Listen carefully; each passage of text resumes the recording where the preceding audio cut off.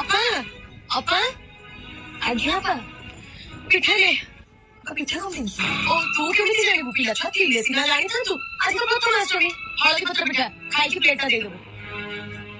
ହେ ଭଲ ଲୋକଟା ଖାଇବି ସମସ୍ତଙ୍କୁ ମୁଣ୍ଡିଆ ମାରିଲୁ ମାମା ପିଠା ବଢିଆ ଲାଗୁଛି ଭଲ ଲାଗୁଛି ନା ଖା ସୂର୍ଯ୍ୟ ଦେବତା ତମକୁ ବା କଣ ଅଛି ବାପା ଆଜି ଭଳି ଏତେ ବଡ ଦିନରେ ମୁଁ କଳ ଖାଇବି